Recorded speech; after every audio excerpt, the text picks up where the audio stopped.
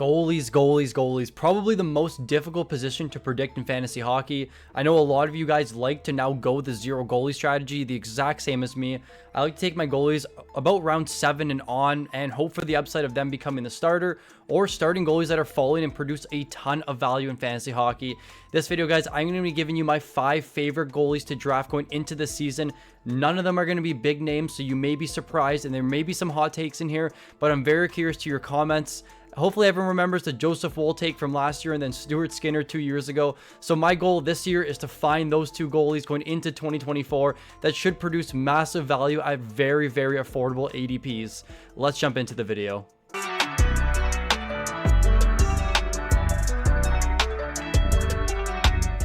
A lot of people were not fans of my Darcey Kuemper take and having him in my top 20 goalies, but there's really good reason to like him. So last season on the Washington Capitals, one of the worst defensive teams in hockey, Kuemper had a career worst season, his first ever season with a save percentage below 900, and his .331 goals against average last year was the lowest of his entire career.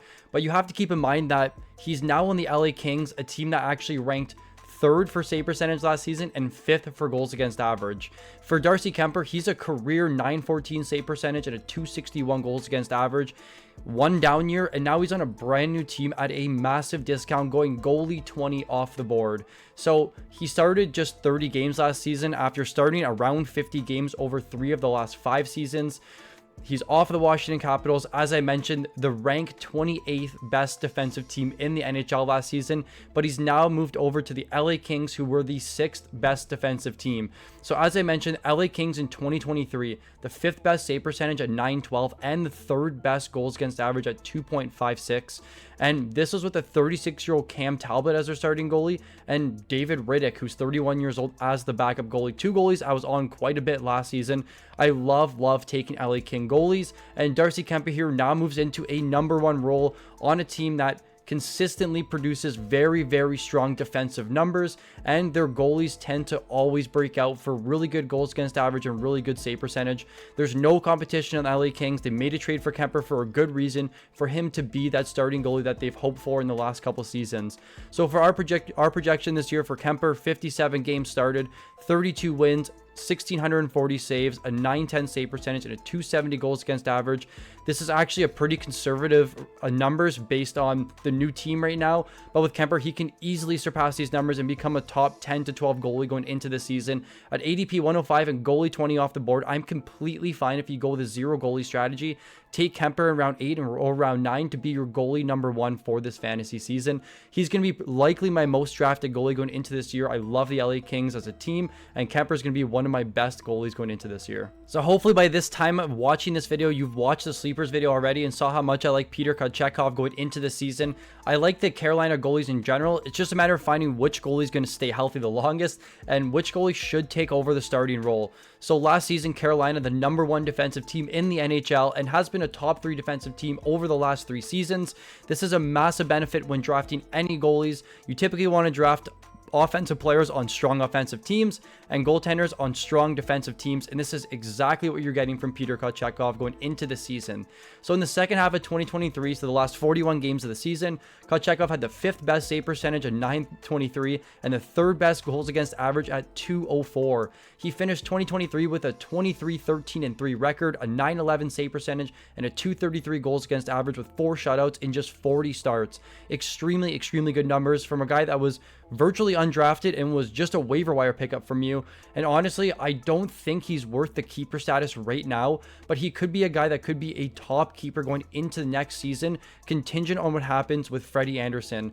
So obviously, this is a perfect segue into Freddie Andersen. You've heard my rebuttal on what I feel about Freddie Andersen this season. He's a very injury-prone player, one of the most in the entire NHL, and since leaving Toronto and over the last 2 seasons, he only has 50 starts in 164 NHL games. So he's missed about 110 games over that span, and there's really no question for me that he will miss time this season. But I did see some comments saying that this is going to be the year he wins Vezina and breaks out. It's definitely possible, but we'll actually see what happens. I'm going to be taking a chance on the younger goalie going at an ADP discount here versus Freddie Andersen, who's going around goalie 10 to 12 off the board, versus Kotchetkov, who's around 14 to 16.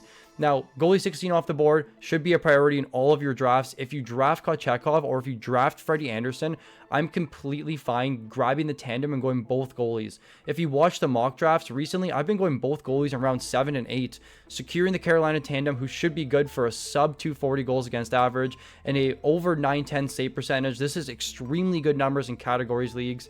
So the way I'm looking at it right now is both goalies are around top 10 to 15 for me. If one gets injured, the other goalie easily becomes a top 7 goalie for the rest of the season. Again, all contingent on who's injured, but there's really no downside in grabbing 2 goalies back to back. If one gets injured, the other one becomes a stud. If they both stay healthy, they're still really, really good value, and they should be some of the top goals against average and save percentage goalies in the entire NHL this season. A lot to like here, and a guy that I would definitely want to be drafting on my teams. I just want to take a minute to let you know that the Fantasy Puck Patreon leagues are officially open for this season.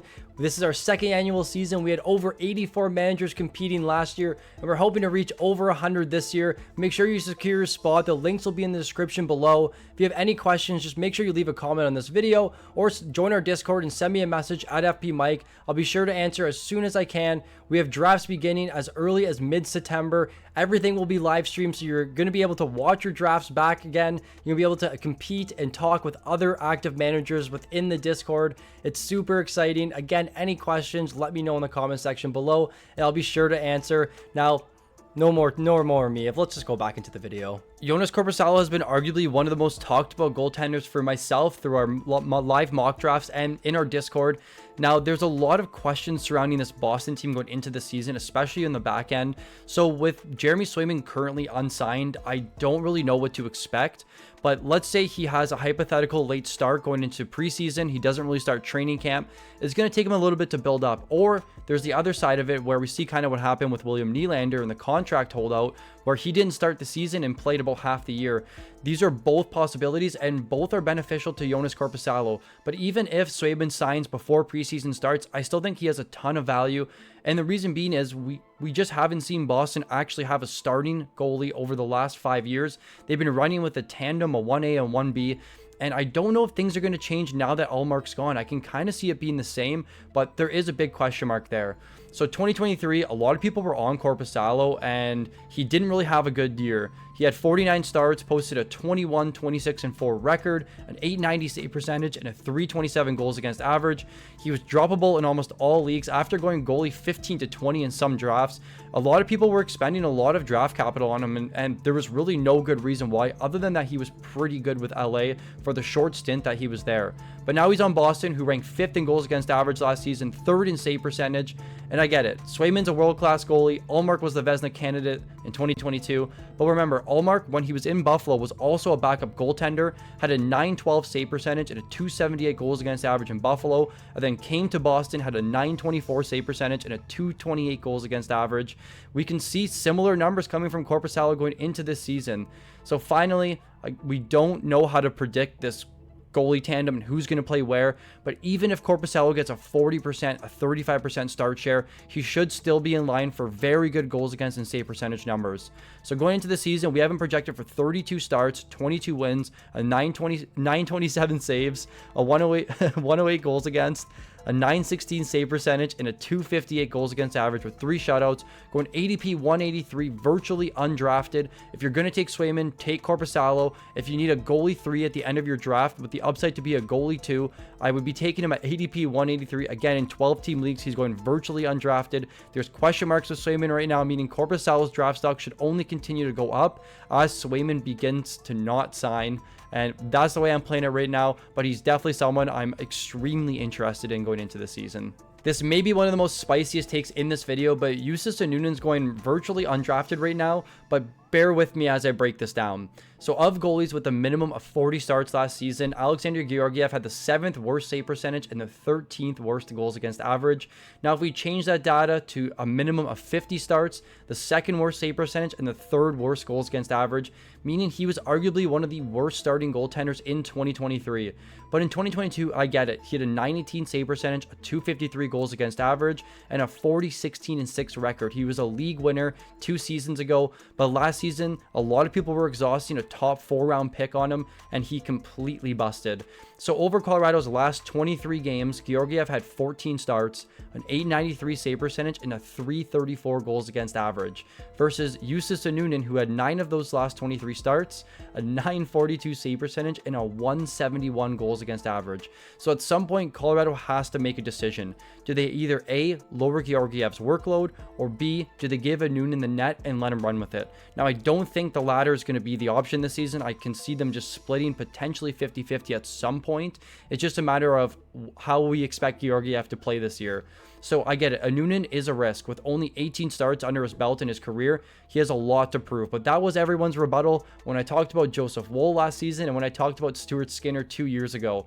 How is this any different? This should be a golden opportunity for Annunen to prove himself as the #1 goalie in Colorado. But right now, I get it. He's a risk. Georgiev is currently goalie 11 off the board at ADP 50, where Annunen's goalie 30 off the board at ADP 163. You can grab him at virtually at the end of your drafts with the upside to even start 40 games in Colorado. So right now we're still projecting a 65-35% start share. I can't convince the guys otherwise. So 29 games started, 18 wins, a .914 save percentage, and a .260 goals against average. If we bump up those starts to 40 starts, he becomes a top 10 to 15 goalie. He could potentially be a solid keeper. It's really contingent on what we see from Georgiev, but in maybe a 6 to 8 keeper league, if you draft Annunen late in your drafts, they could be a guy with a lot of upside going into next season. But there's a lot to like from this young netminder. The last thing I want to say, if we have Colorado Avalanche fans, if I'm not mistaken, 2 years ago when they were going forward at the deadline and they were making a lot of moves, I'm pretty sure Joe Sakic said pretty much anyone's available except for Juustus Annunen of the young studs. So clearly, Colorado really likes what they see from him. Hopefully, he gets a lot more starts this season, and we'll see what happens with Alexander Georgiev, but I'm not exhausting draft capital on him. I'm going to be taking the backup goalie with the opportunity to start this year. Okay, I get it. I didn't include 6Ks, UPL, Ukko-Pekka Luukkonen. I didn't include him in my top 20 goalies. That was a miss on me, and I completely understand. I'm owning up to it. Same thing with the Carolina goalies. It was really early, and since I've been doing a little bit more digging, there's a lot more I like from some of these goaltenders, and that's why I mentioned them in this video.